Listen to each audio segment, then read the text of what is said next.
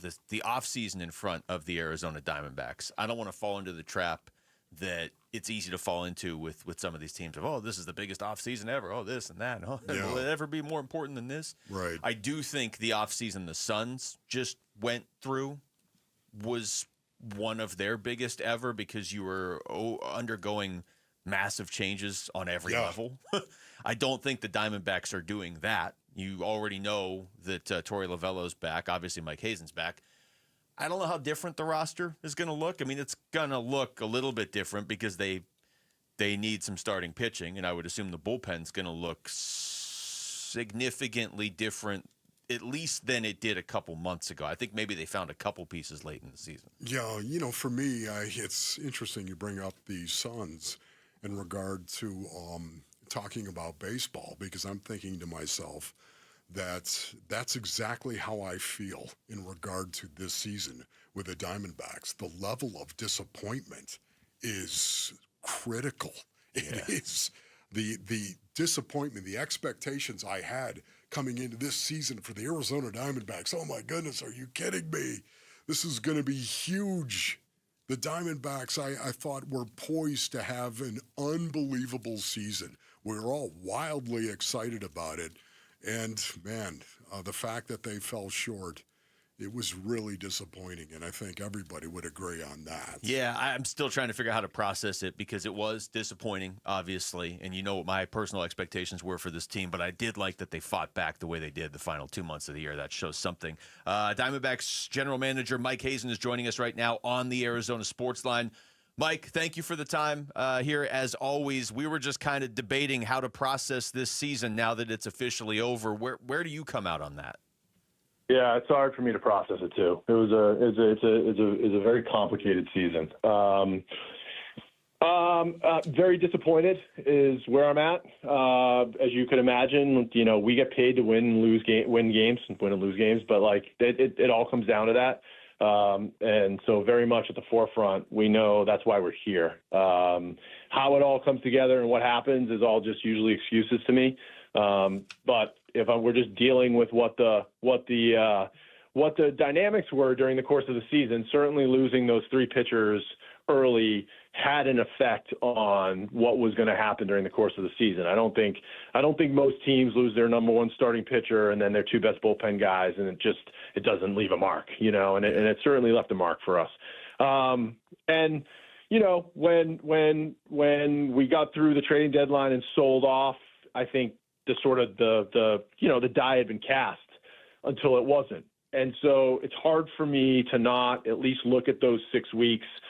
I think very well evidenced by the 100,000 plus people that were here for the Dodgers series that probably wouldn't have all been there if we weren't in it in the end, to show the excitement and I think the reward for how that team has had played. And so, and then falling short, losing the last 5 games, certainly the 5th game back, the way we lost, that we probably had won in some regards, or at least we all felt like we had a strong chance to win going into the bottom of that inning, having held them scoreless. It became a tough pill to swallow. When I stepped back from that and was pissed off like everybody else was, it's kind of hard for me to be that upset when I kind of step back from it, that, in most realities in this game, especially selling 5-6 good players at the deadline, being in contention with 5 games to go is not a reality. And so then getting mad about that is a little disingenuous in my mind, because the alternative of just playing out the string, which is what almost every other team does and did, we didn't do that. So I still feel like I can be proud of the way the team fought and played at the end. Where the expectations were at the start of the season to where they ended, we failed. That's the fact. We should not have been selling at the deadline. We should have been buying at the deadline. Unfortunately, we played our worst baseball at the deadline. And all of that is unfortunate. I didn't do enough in my job to support the team when it hit the fan on injuries on the pitching side of things early. And that's something that we're going to have to improve on going into the offseason.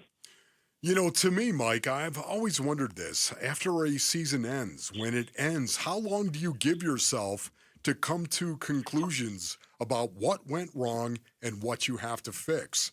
How long do you give yourself to get yourself a little bit of separation from the season that you've lived every day? Not much. We're already at it right now. I think, in all honesty, a lot of things you're talking about happened a long time ago. Especially as it relates to the formation of the pitching staff, and then knowing where Zach and Merrill are going to be, from a contractual standpoint. So we've known what was going to happen to the pitching. I probably knew about it before the season even started, frankly. Wow. And so what the marching orders were going to be going off into this offseason, which is going to be probably fairly pitching heavy. So there's not really a lot to process there. Yes, like as it relates to, personnel changes or, things, obviously we discussed the Torey, that probably takes a little bit of time, but you're walking through all those things in August, September. We don't have a lot to do as it relates to the roster. Most of that's done, other than just monitoring and dealing with the roster on a daily basis. We're having a lot of those conversations all the time. And yeah, I try to step back and look at the entirety of what happened, and not to get clouded by the last 5 days, because I think building on some of the good stuff that happened that we are going to be taking into next year, Geraldo Perdomo becoming a top 5 to 10 player in baseball. Those things are the things that I want to make sure that we don't lose sight of, even though this season didn't go the way we intended it to. We're talking to Mike Hazen. Mike, you mentioned Torey Lovullo in there. How much of that, or how much did that improbable run after the trade deadline weigh into the decision to bring him back? Was it his relationship with the players? Was it just, the idea of continuity going into next year? Like, what in your mind was the biggest factor that he's back next year? Yeah, I mean, a lot of that probably had to do with it. Continuity was not a factor. Continuity, I value. Continuity is not at the top of my priority list, honestly. I know I hear this a lot. Our relationship is not at the top of that list. That is false. We are in a business, a very significant business, and my job is to win baseball games. It's not to, have a great dynamic everywhere. I think we have a very challenging dynamic. I understand that, we are in charge of putting the best in front of our players. I felt like he brings a lot to the table. I feel like the work he puts in, I think it's not a given that a team that loses 8 of its opening day starting players at the deadline with 2 months to go, playing not probably the hardest schedule in baseball from September 1st on, because we looked at that. It was making me nervous, obviously, given the roster that we had still in place, and playing to the last couple days. If I'm going to penalize him for the things that I penalize him for and the coaches for, then I also have to look at the positive stuff too.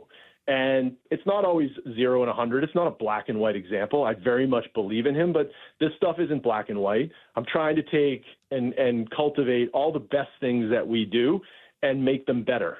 And all the worst things that we do and the things we need to improve upon, if that's not going to be fixed with a personnel change, then I'm throwing away all the good stuff to roll the dice on a personnel change just for the sake of doing that. I don't really believe in that. I think people can adapt in different circumstances if they put if the motivation, the mindset, and the push to be really good at your job is all still there, then there's stuff that we build on. If after the trading deadline, all I heard is about how everybody's getting screwed down there because of look what me and the position I'm in did to them, I never heard that once. And I think we played as a reflection of that. And I like that. I think that's when we're at our best baseball team, is when we have a team that goes out there and challenges every day to win a baseball game. And I want to build on that. I didn't want to just strip that away just to make a change. Mike, what are the possibilities that Zach Gallen is going to be a Diamondback in 2026? I try not to put any possibilities of those things. Obviously, we're going to be in the market. Everything's possible. I think we have a good relationship with the players that are here and the ones that we traded. We work hard at that. There's a reason for that. I think that having players that want to play here is important to us. It's not, at the end of the day, the biggest factor, as we all know, in a market. The dollars are going to talk, and they should. Players should be in a position to maximize their earning potential. And I appreciate that about this sport. Like you can't run against that. You have to run with it, in my mind. And we'll see what happens. Look, I don't think it's realistic we're going to put the band back together. I think that we're going to try to be in the marketplace in all ways, and pitching is going to be a focus for us.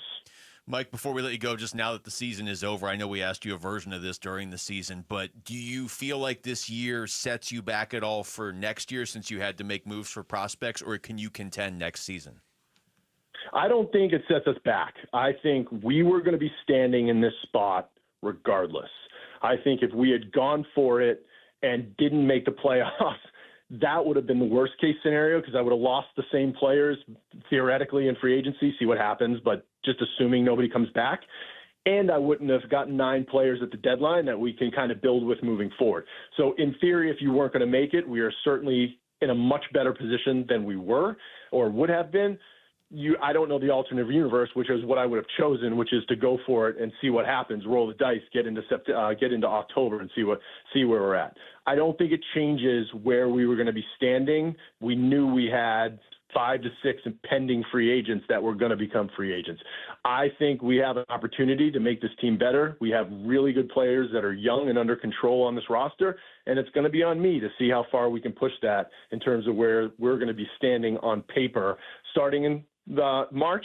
I will caution that starting in 2025 on paper is not what happened. And so, that's not going to decide how good the 2026 Diamondbacks can be. Mike, do you see any changes whatsoever to the coaching staff coming up? Do you see any changes structurally? I think there might be some minor things that we make. I think the coaches did a really good job. I think they are a reflection of the manager. I think that when I said what I said about Torey and the mindset and what gets delivered to our players and the expectations, that ran through our entire clubhouse. And I will just say that in my seat, I appreciate that, because I don't like to listen to excuses. Frankly, I don't listen to excuses. And so there's really no alternative. But it does happen in professional sports, as you know. But that didn't happen with us. And I do think it's part of the reason why we overachieved in the second half the way we did. Mike, it's always great to talk to you. So we much, appreciate buddy. your time all season. Thank you. All right, guys. Talk to you soon. Bye. Thanks for watching Wolf and Luke. Tap to see more and click the button in the middle to subscribe to Arizona Sports.